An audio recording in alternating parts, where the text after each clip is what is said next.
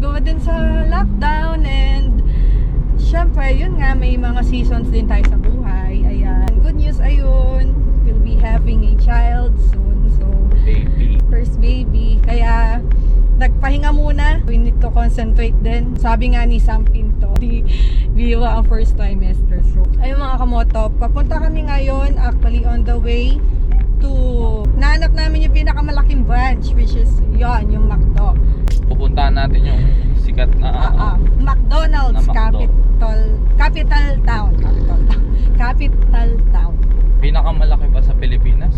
Pero hindi siya 24 hours, kaya ayan, maliwanag na. Target namin before 6. Pakita namin sa inyo mamaya. Later.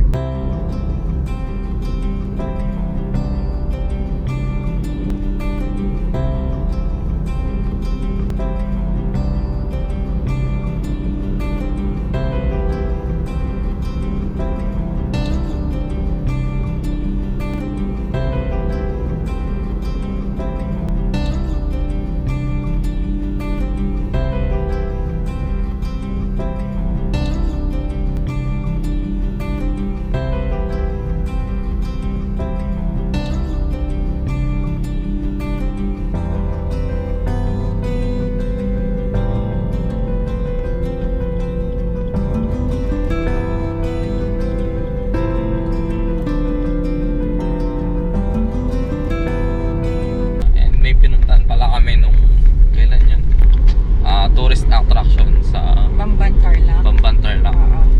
Which is Goshen. Yung mukhang Rome in Pampanga. So, kung mapadaan kayo, ayun, mas maganda. Actually, na ano na yun eh, na feature na sa Jessica. So, Yeah. tsaka, ayun, mura lang naman yung entrance. 150? Hindi man nagmahal. Actually, kahit pandemic. Tapos, mas konti yung tao pag weekdays. Weekdays, alam mo weekdays tayo nakapunta dun eh. Ayun, kasama sila mother dear. Pakita ko rin yung video nun. Tsaka, mga kamoto, itong si Espresso, actually, papunta pa lang kami yan sa second PMS. Isang reason din yun na hindi kami nakapag-vlog kasi nagagamit lang namin si Nemo weekend. Oo, once every week lang. So, ilang months na sa amin to, pero 4,000 kilometers pa din siya. Kahit na pa second PMS na, nagpa-follow up na nga yung imagine ilang months na, Suzuki. pero 4,000 pa lang. And dahil siguro work from home din kami, isang reason din yun. Pero we make sure, lalo na lately malamig, rainy season, so once a week or twice a week is hindi pa din, kahit nasa garahe lang. Kasi since weekends, ayun, malalabas naman siya. Yun, we usually go to Angeles for church, tsaka syempre family, ano na din. Yun lang yung puntahan namin. Family So kung lalabas kaming weekends, nasa nakaka 30 kilometers lang kami. Balikan na yun ha, so malapit lang din, hindi naman ganun kalayo.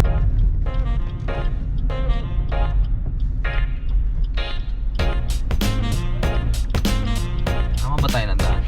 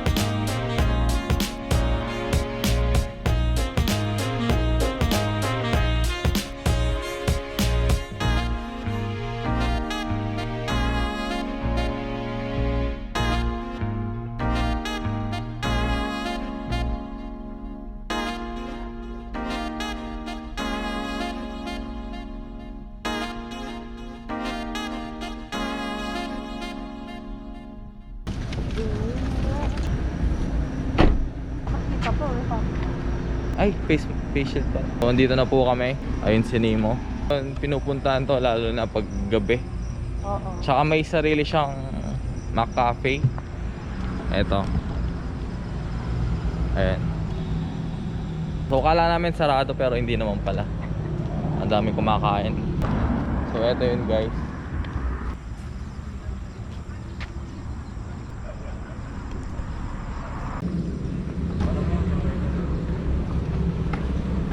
So guys, tignan nyo kung gaano kalaki to.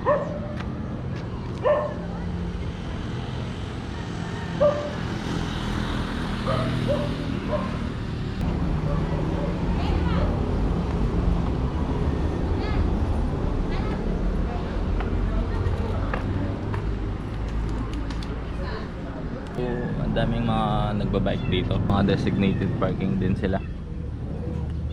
So hanggang dun yun.